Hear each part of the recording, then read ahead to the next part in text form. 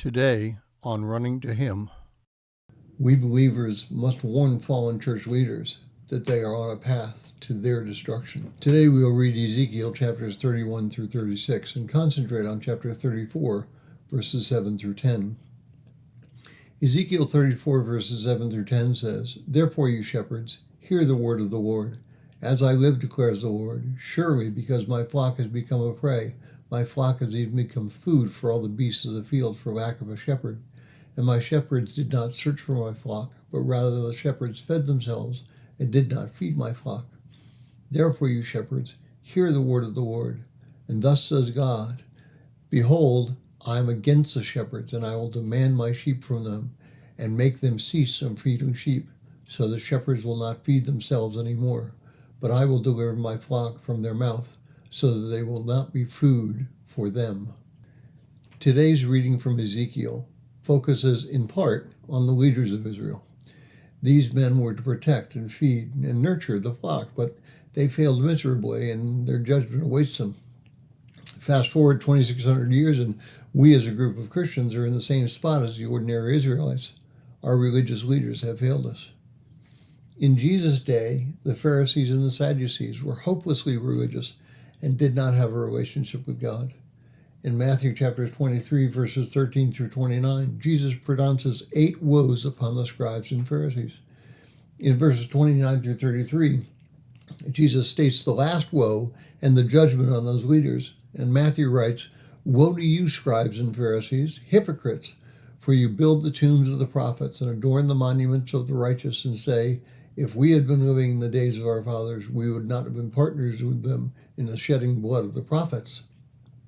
So you testify against yourselves that you are sons of those who murdered the prophets. Fill up then the measure of the guilt of your fathers. You serpent, you brood of vipers, how will you escape the sentence of hell?" And today our religious leaders are doing exactly the same thing as the Pharisees.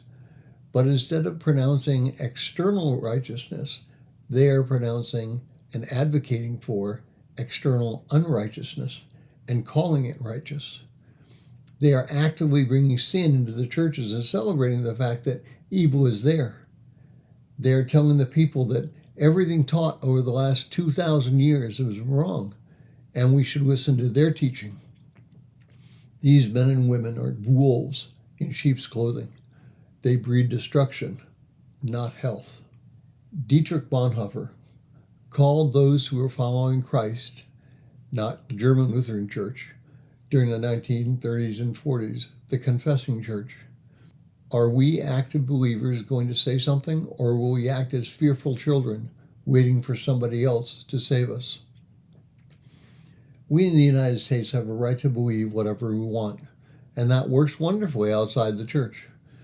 But the followers of Christ, those who desire righteousness, must tell others that when they come to the church's door, that it is Christ who rules there, and they are no longer free to do anything and everything they want. We believers must minister to those outside the church. That is our calling from Christ. But as we minister, we must also warn them lovingly. I do not wish to be condescending, but we should warn them as we warn our children not to do something. We warn them in love and in the hope that they will change. And we must minister to those inside the church, with those who have fallen into the trap. Matthew chapter 18, verses 15 through 35, tells us how. Thank you for listening. We pray that today's devotion was meaningful to you. We would love to hear from you.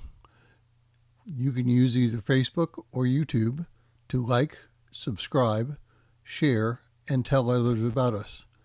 If you would like to contact us, you can reach me at phineasjacobus@runningtohim.net.